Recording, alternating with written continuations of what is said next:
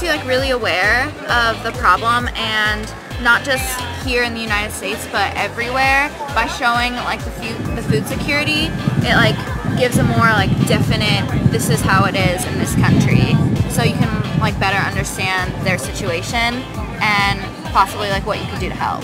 The website's very interactive and it made it interesting to learn. Congressman David Rouzer from North Carolina's 7th District, thank you for joining us. Good to be with you. Just for starters, can you tell us a little bit about your district and the kinds of agriculture in it? Well, it's a very diverse agricultural district. It's got tobacco, sweet potatoes, strawberries, blueberries, hogs, poultry, you name it, and a lot of green industry in the district as well, nursery and so forth, and so it's very diverse agriculturally. Cotton and peanuts, I might add as well. Now, speaking to you individually, you had previous experience working on the Hill, working at USDA, a lot of time spent in Washington. So did that make it easier for you to adjust to life as a congressman here in town? Well, I think it has. You know, my time with Senator Helms, I had 2 stints with Senator Helms, a total of about 6.5 years. And that was very valuable to me. I was with Elizabeth Dole for a couple of years as well. Helped work on 2 farm bills. Did a lot of work on the tobacco quota buyout, and so I have a lot of legislative experience up here that certainly served me very well in the state legislature, where I chaired the Senate Ag and Environment Committee and our Environmental Review Commission, and what folks here in Washington would know as Agri-Pulse. And so my time up here has been very valuable to me in a number of ways, and has made the transition to Congress, I think, fairly smooth. So what's the biggest difference between staffer and congressman? Probably the travel schedule, and that's the one aspect where there's a major difference. Probably the one thing that's made life a little easier than when I was a staffer was you don't have to go through the metal detectors as a member. So anyhow, as much travel as much walking as you do between the House office buildings here and the Capitol, that's a nice little perk. Now, being a freshman is one thing, but being a subcommittee chair is another, and it's almost impossible to be both. But you've managed to pull that off, being the chair of the Livestock and Foreign Agriculture Subcommittee. Did you have any discussions with Chairman Conway about lobbying for that committee or anything like that? No, not at all. In fact, it came as a surprise. And in fact, I have yet to find anybody who recollects a freshman ever being appointed as a chairman of a subcommittee, on the Agriculture Committee in particular. And so it wasn't even a thought of mine, you know, before the election or after the election. My main focus was trying to land a slot on the Transportation and Infrastructure Committee, and also a slot on the House Agriculture Committee, because agriculture is such a key, important component of our district back home, very important to the state of North Carolina, and of course important to the country. So what are your goals for your time as a subcommittee chair? Well, you know, the chairman and I will have a good conversation about that, and obviously I'm there at his directive, but we'll be focused on farm bill implementation. Obviously, country of origin labeling is going to be a big issue that I have no doubt we're going to be heavily involved in, probably have a hearing on fairly soon. So, you know, livestock and foreign agriculture is it's a key component to American agriculture in every way, and a lot of significant ramifications there. So how have you seen agricultural needs from a legislative perspective change since your time as a staffer to now? I mean, you mentioned your work on the tobacco buyout, and that was a program that phased out at the end of 2014. So how have you seen those needs change during your time away?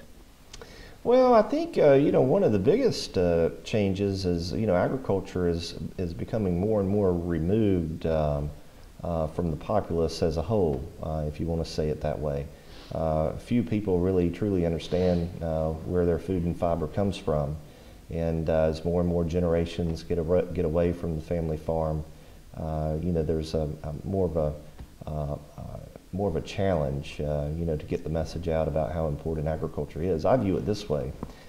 If you can feed yourselves in the world and clothe yourselves in the world, and then if you can provide the majority of the energy for the world, your country, your nation is really in the catbird seat.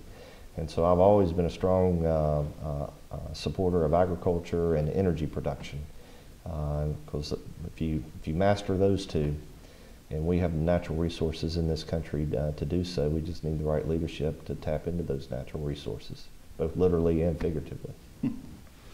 Now, this was not your first run at this seat in Congress. You ran in 2012, and a very slim margin of defeat. I believe it was just 0.2%.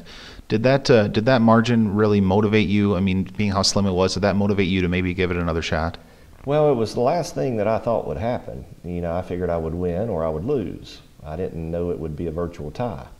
So, but when I looked at it, I said, well, that was the first half, and I'll come back and win the second half, and we'll win the game. And as it turned out, that's how it worked out.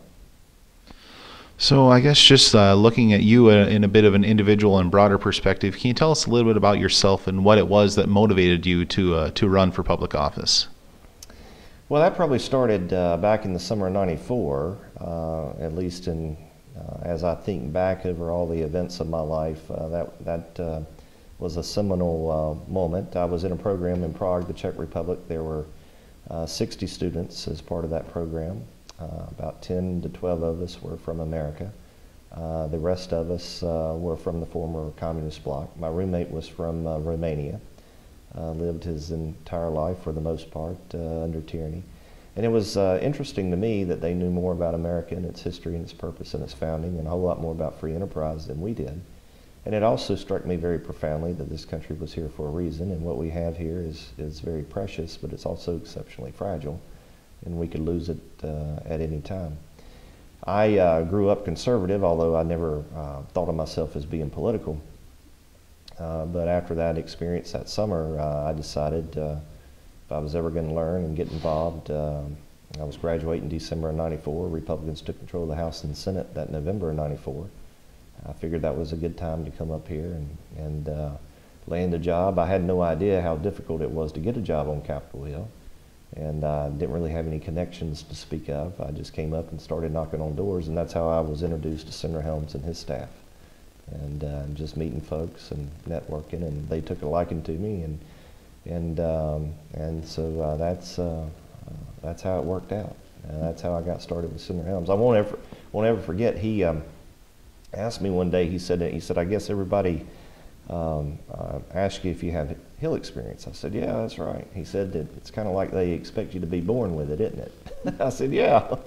He said, well, how'd you like to have an opportunity? And I actually started out raising money for his '96 re-elect campaign, and of course saw him through that election, and then after that election moved over to his personal staff to handle agriculture. He was chairman of the Senate Foreign Relations Committee, and also the senior member on the Senate Ag Committee, so it gave me an opportunity to interact with a lot of folks at a very high level. And Helms and I grew very close, and he entrusted me with a lot, and we were able to do a lot of good things.